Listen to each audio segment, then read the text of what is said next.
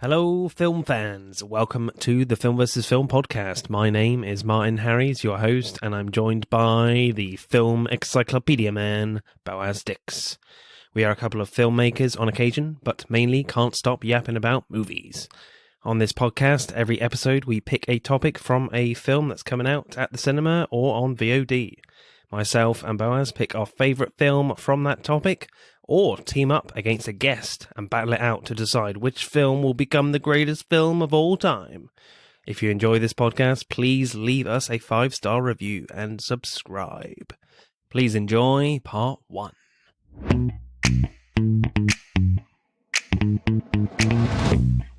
Hello, Podaroonies. Welcome to the Film vs. Film podcast this week as... Podaroonies? Yeah, I haven't dished out Podaroonies for a while. Are you Harley Quinn? What the fuck's going on there? You clearly don't listen to me when I do the podcast intro sometimes. No, I tune out. I tend to tune out till it's my turn to speak.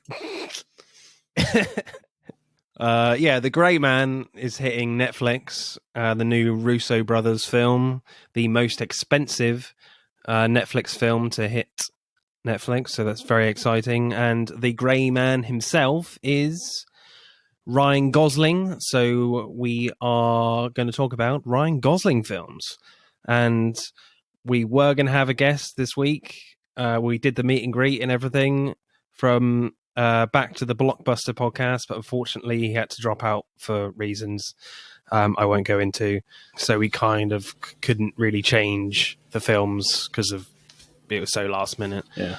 And of course, I'm joined by a man who's a little bit crazy, a tiny bit stupid at times, and just a really, really nice guy. Boaz Dix, how are you, sir? That was touching. Did you see what I did there? Yes. That was, yeah, you combined both movies. He did the thing. That was great. Good job. I did the thing. I've not done that before. I don't think combining both. I always kind of pick one and okay, let's just focus on that one. That's funnier. But I did both, which was you did both. Actually quite easy, frankly. We should do it more often. Yeah. So, I mean, are you excited for The Grey Man? You seen the trailers? Never even heard of it. I've never seen anything about it. Okay. I think the only one that has ever told me anything about it was you when you were talking about this episode. Otherwise, I have no clue what the hell The Grey Man is. It's basically a spy film. Boaz is probably going to watch the trailer now on silent. I don't know. Yeah, I'm probably going to watch the trailer. Maybe when we're finished so it doesn't distract. But yeah, no, never heard of it. It looks pretty awesome. Other than Drive, Ryan Gosling isn't, and maybe Blade Runner 2049, he's not a huge action guy, I don't think, as an actor. But the action from the trailer looks pretty epic. Yeah, Drive wasn't really an action film, though. No, I mean, there's a car chase in it. There's a few car chases, but this is like a proper, full-on, proper action film. Action, spy, thriller, with Chris Evans as a horrible moustache on him. But is Chris Evans the bad guy? Yeah. Okay. Maybe it's the moustache that's controlling him, making him do bad things. Possibly. I mean, it does look very dastardly. So, so should we go with back to the Blockbusters choice? They picked Crazy Stupid Love. Unfortunately, I don't know why they picked it, but but yeah, I think it's a really interesting choice. I'm not a huge fan of rom-coms, but I kind of enjoyed this one. For me, with rom-coms, I'm if you've seen The Apartment and When Harry Met Sally, you've probably seen them all, frankly, in my opinion. But this one's pretty decent, I would say, with all the multiple storylines. So what happens in Crazy Stupid Love, Boaz? So Steve Carell plays Cal Weaver, and he's going on a date night with his wife. They've been together for many years. His wife is Julianne Moore. She plays his wife, Emily, and she wants a divorce. On the drive back home, she starts discussing that she had an affair with Kevin Bacon, who hasn't really, but Kevin, and so he jumps out of the car, which is hilarious. I thought that was a really funny scene. And basically, so he gets a divorce and he starts wasting his days in this bar.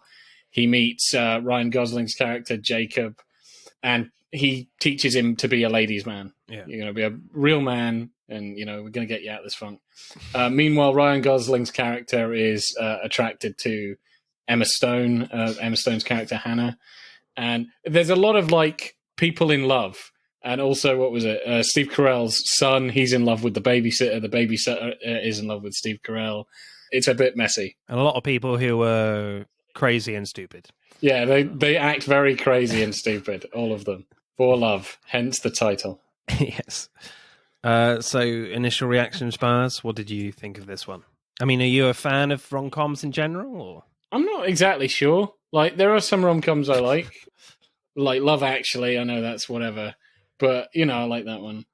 And, I mean, I've watched a couple of rom-coms, a lot of Hugh Grant ones, actually. But I wouldn't say, like, I'm a massive fan, it's just, if they're on or whatever. This was quite funny. It wasn't, like, probably not in my top 10 or top 50 funny films, but, there are funny bits in it. It was also really awkward, and I think that's kind of interesting, It's, like, super awkward, especially, And I think, sometimes that really worked and is quite interesting. Other times it felt a little forced or a bit too much. But at the end, I thought it was an okay film. Yeah, I mean, Steve Carell is definitely Mr. Awkward in a lot of his films. Yeah, certainly his comedy films. But so directing then, I really like the montage scene where Ryan Gosling, who plays Jacob, is like hitting on all these girls at the bar, and obviously he's doing it really well.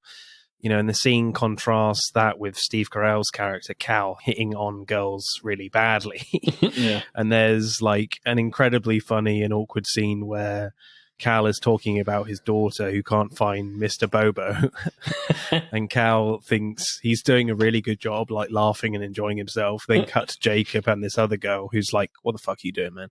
Yeah. But being like completely still, like just so funny and simple the way that cut to Jacob's reaction was. So I just really enjoyed that moment. Yeah, that was just I mean, this film has some really great sharp cutting to it to create a lot of the comedy, which I thought was really good.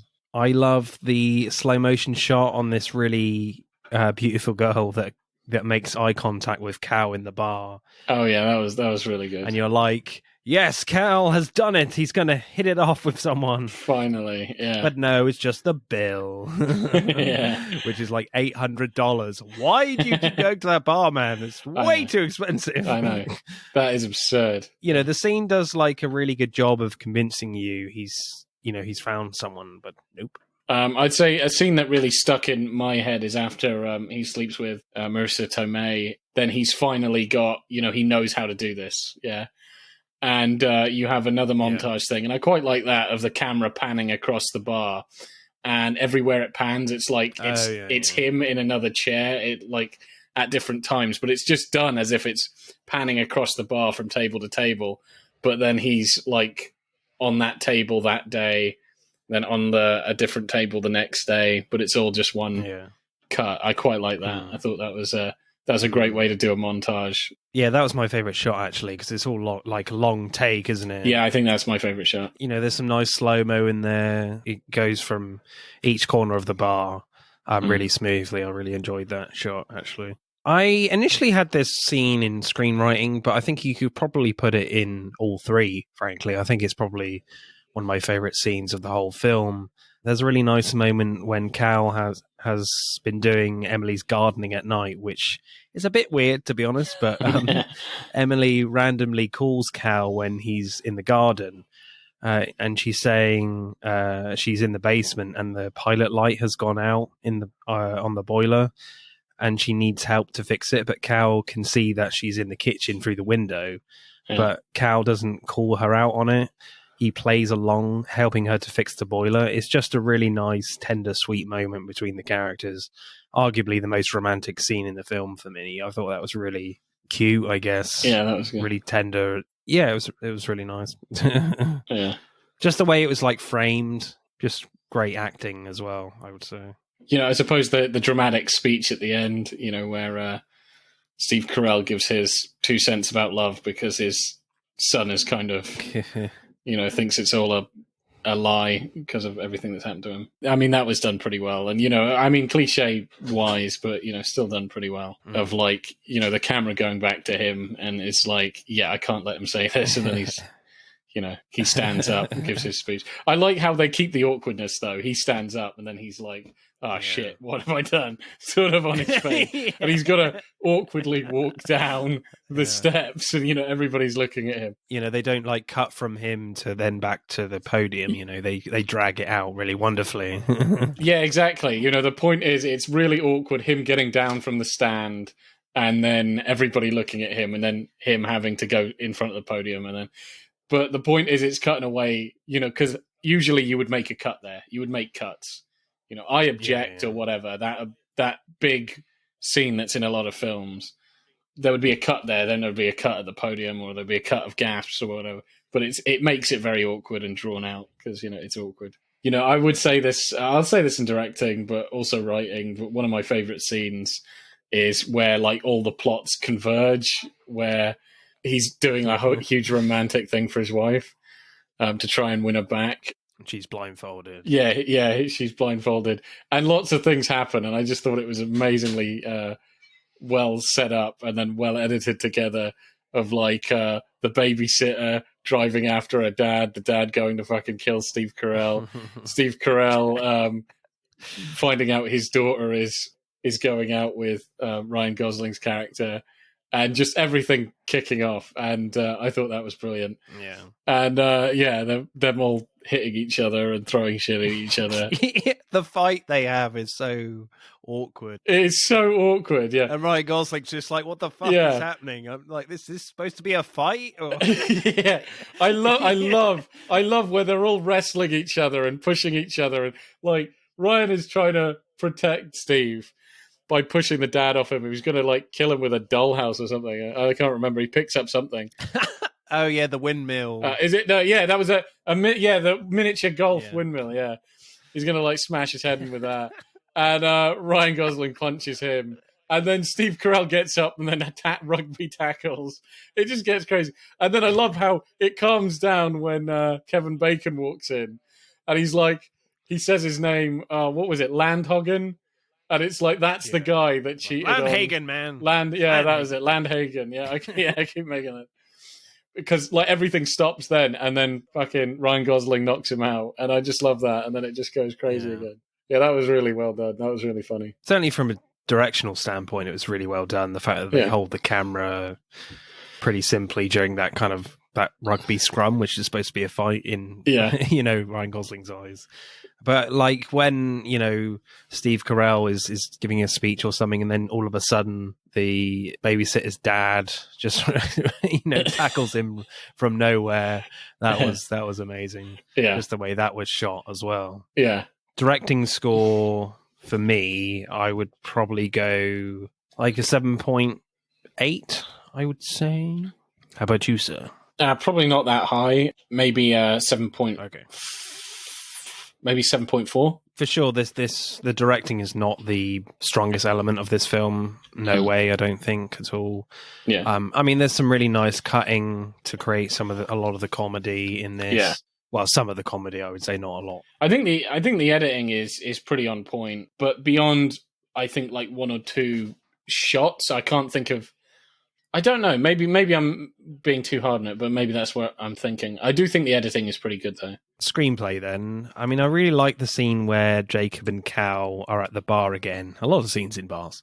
And Jacob thinks Cal is ready to talk to a lady, but Cal moans and whines at Jacob about how he talks to women, but Cal says exactly what Jacob does with quite some detail. Then Cal has a light bulb moment that he's ready to talk to women. So Cal talks to Marissa Tomei's character, Kate. It's going well, but when she says she doesn't drink, it throws off Cal completely. And he says everything that he shouldn't be saying about what happens with his wife. Yeah. You think she's going to run a mile until he says, I was supposed to say that you are the perfect combination of sexy and cute. And then Kate's like, yep, yes, please. I just like how the scene makes you think that this is never going to happen for Cal. Then at the last minute, they hook up. I thought it was clever writing. Yeah, I love because he's trying to do like Ryan Gosling stuff, and it's coming across as very offensive. Like, I'm a teacher, boring, boring, impress me, and she's like, what? And so she goes to leave, but then he has this huge bloody monologue of like, yeah, I got kids, my wife, she left me, had sex with Hagen, whatever, Lyndon Hagen or whatever, Kevin Bacon, and just saying all this shit, and then says the cute and sexy thing, and just keeps with this verbal diarrhea of all his life problems. The only thing she heard is, "You think I'm cute and sexy?" I like that. I thought that was quite funny. I wasn't sure some of the storylines worked that well in the movie outside of the adult characters. Like Cal's son crushing on his babysitter does feel a little irritating at times. I felt like a lot of the scenes when we're with those characters, I kind of wanted to get back to, Ryan Gosling or Steve Carell or Julianne Moore's characters. And there's just not enough for Emma Stone's character to do, I don't think. And when Emma Stone gets together with Jacob, it feels a little far-fetched, like knowing what we know about Jacob. But, Ryan Gosling and Emma Stone have amazing chemistry, in that scene in his apartment especially. So you can forgive that a little bit. But when a lot of the side characters were on screen, I was like, can we get back to the adult characters, please, soon? Please. Yeah, I think I get what you mean. Did you get that feeling? Or yeah, I think you're right. I think especially with the son, where you're like, come on, man, like, fucking, like, let go of it, like... Yeah, move on. Yeah, move on. How many times has she literally got to shout at you, leave me the fuck alone? You're turning into a bit of a stalker here. This is a bit crazy. I know it's not the point of the film that the film is trying to say, like, fight for your soulmate and stuff, but and obviously now, age differences shouldn't be a factor in who you fall in love with, but I think it's different when they're children. Yeah. And she's 17 and he's 13. And especially when at the end, the one thing that didn't work for me at all is when Jessica is like, she's happy to wait and the son is happy to wait, and she gives him the naked picture of herself. That's really icky to me. I'm like, who the fuck does that? I'm like, really? That is weird. If that gets out, her life is ruined at high school, Yeah, no, I know. College or whatever. Yeah, FBI agents just surrounding the house. Yeah. Taking her down in That cuffs. is weird. No, the kid came off as really creepy. I think especially where he goes to her high school, professes her love. I mean, that was pretty fucking crazy. On like a stage and a curtain. I'm like, dude, what are you doing, man? Yeah. That's not how you win a girl. Yeah. Do you remember he paints a large J on his on his body? Just pulls his clothes off. He's got Jesus Christ. Yeah, it's like, good God, Matt. I mean, I remember when I was 13, I wasn't stupid enough to do that when I fancied a girl. I'm like, I would just awkwardly not talk to her. Yeah. Just shove her, just push her a little or whatever. Just mask your feelings. We've talked about this scene already, but certainly from a writing point of view, when all the storylines and characters come together near the end with the surprise party for Emily, it's absolutely hilarious. But for me, why it's so good is because it starts off with Jessica's parents finding the naked picture of her, and her father sees red and goes right after Cal in his car. Then as the party scene develops, you're so conscious about Jessica's dad crashing the party at any moment. Then all of a sudden Hannah and Jacob turn up and you're like, oh no. Because you were thinking about Jessica's dad coming the whole time. Ryan Gosling especially is amazing when Cal asks his youngest kids to go inside. Jacob says, can I come? It's done so sharply and brilliantly from Ryan Gosling. Yeah, so from a writing point of view, it's really clever how this film actually manipulates you with the comedy and the surprises, to be fair. I also like some of the lines when Ryan Gosling and goes to Emma Stone's. Emma Stone's goes to his place. She kisses him at the bar and they go. Yeah, I thought that was quite funny. Like, she's just being, again, because that's what you could say with most of the characters here, just awkward as fuck. Like, really not knowing what to say or do with him is like, what's your moves? It's like, I'm not going to show you my moves. Tell me your your big move or whatever. Yeah, your biggest move. Yeah, your biggest move. And he says, okay, I play Dirty Dancing on the record player, and I say I can do the hold from Dirty Dancing. And he's like, that works, bullshit, And so he tries it with her. I thought that was quite funny, yeah. I also like when, he takes off his shirt and she's like, well, because there's a whole thing for him to get his shirt taken off. It's like, take off your shirt. It's like, no, Yeah. And what the hell does she say? She's like... She says, fuck, seriously? It's like you're photoshopped. Yeah, that was it. Yeah, that was a great line. Yeah. And then later he's like, can I put my shirt back on now? Yeah. There are some brilliant lines. There's kind of a cool one at the start between Cal and Emily where I think they're talking to their kids or something. And he says, I'm sorry you jumped out of a car. I'm sorry if she fought you on the broccoli. I thought that was cute. I made an effort when you were younger, didn't I? I mean, miniature golf and dancing. You were such a great dancer. I had to be. You were such a good miniature golfer. Again, a really nice, cute one between Cal and Emily. A very naughty one, which I may cut out, but deep breath for JJ. When she sees the photo. Oh, yeah, when she sees the picture. Yeah, that was funny. But I think my favourite line is when Cal is shopping with Jacob in this shoe shop. No, it's sunglasses, a sunglasses shop or something. Jacob says to him, you see, the problem is that your head is like the proportions are like a styrofoam peanut. Yeah. Which I think is harsh because Ryan Gosling's head is oddly shaped to me. It's growing another head from the back of his head. It's like it's unbalanced at the back a bit for me. Do you know what I mean? Like it's a bit sticking out a bit at the back, dude. So, I mean, that's a bit harsh on Steve, who has, I think, quite a normally shaped head. Yeah, maybe he's projecting. You got a favourite line then? So I thought it was funny because, I mean, you were talking about it where he realizes that Ryan has actually been teaching him, even though he's just been getting girls or whatever. And I like when he realizes that because he says, well, what's the first thing that I say to a girl? Well, the first thing you say is usually this. And da-da-da. And he goes through the whole list of how he does it. And I love Steve Carell's like, holy shit, you Mr. Miyagi'd me. From the Karate Kid. I quite like that. I thought that was quite funny. I thought it was funny after that really big speech that Steve Carell does about how love is good and you should fight for your soulmate. And then, his boy is like, I love you, Jessica, and I'll never stop loving you. And then he goes through all this really cringy shit, and his dad has to cut him off before he says, like, I'm glad you saw me while I was under my covers, like jerking off or whatever. But before he gets to say that, he's like, whoa, takes the mic off him. Yeah. God, fucking that kid is a fucking pervert. That guy's going to get arrested when he gets older. Yeah, he's going to be a sex offender when he gets on. Yeah. I also like the one that I think you just said before, fuck, it looks like you're photoshopped. That's a good one. Yeah, Emma Stone is really good in this, even though she's not in it very much. We have done a Emma Stone episode. Check that one out. If you like Emma Stone.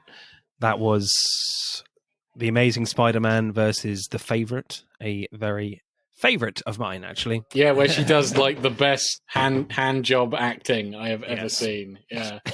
We talked at length about that scene. You did? Yeah. Yeah, an 8-inch length about her technique. Yeah, incredible. Christ, this episode is very sexual today. Which episode isn't? Yeah. Oh my God. Right, my screenplay score is...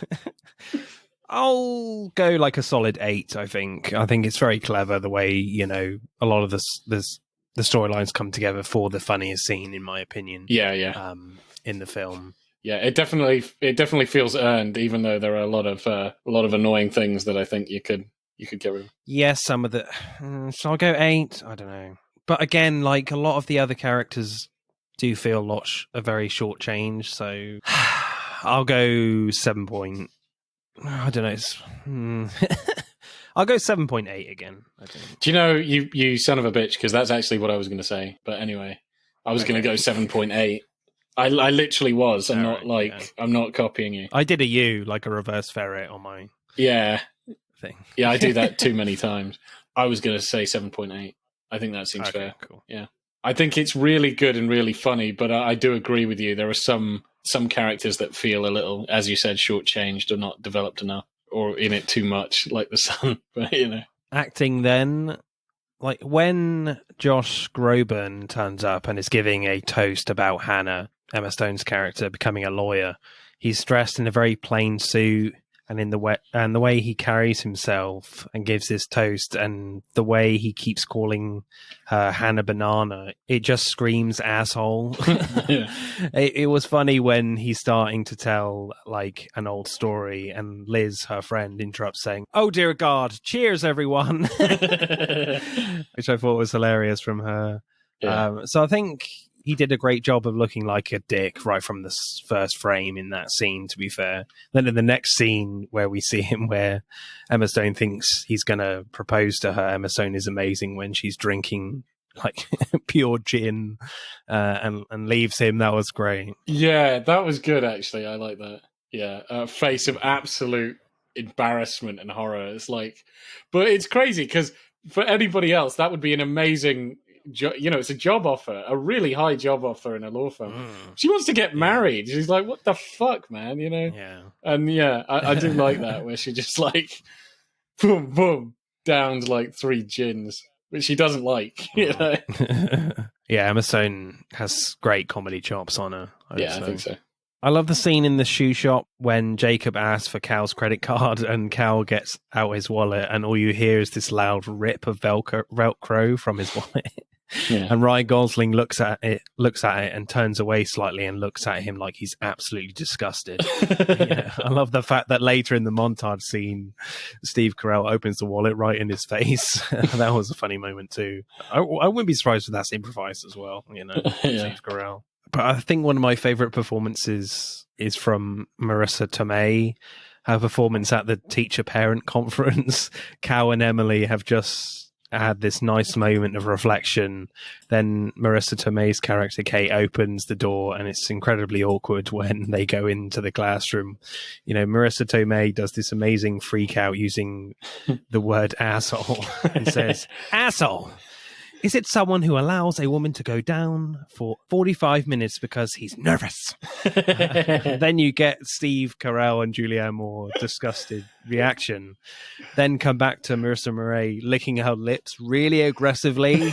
And it's really quite scary. It's like, oh my God, what's she going to do? Like, why are you licking your lips so aggressively? Yeah, Get out of there, man! Run! That was really funny. I do like, even just at the beginning, where how Steve Carell acts when he is just absolutely devastated that this happened to him. I like as well when he's got the moving van and he's really just trying to ignore her and everything because she's trying to explain herself, and I quite like that scene, just dramatically, where she's trying to explain herself and he's almost in denial, where he's just like, yeah, you need to water the plants, keep them watered, and just really doesn't want to look at her and just wants to forget about this shit and just leave. Yeah. And then the gut punch where she's like, we changed, didn't we? You've changed. He goes, yeah, that was probably after you slept with Kevin Bacon. Yeah, Kevin Bacon. Kevin Bacon was porking her. Oh. Give another sausage. It's all that sausage talk from last week. Yeah. What I was going to say is that Julianne Moore, I would say, probably has the most authentic performance, I guess. Yeah, I think I would agree with that. With the emotional stuff, I would say. But my favourite performance, I'm going Ryan Gosling. I think he's showing like real great comedy chops in this film. I'm saying chops a lot. It must be all this sausage and you are. porking talk. Just all the meats, yeah. Christ. Oh, it's so good that I'm not a vegetarian. That sounded wrong. God. Just unsubscribed by all the vegetarians out there. Stop talking, Martin. No, I'm the host. Oh, God. What's your favourite performance? Definitely from the pigs. The pet pig, Mr. Pig. Yeah. There are no pigs in this, man. Come on. I might say, fucking hell. I think either I might go Emma Stone, actually. I think I might go Emma Stone. Oh, okay. Yeah.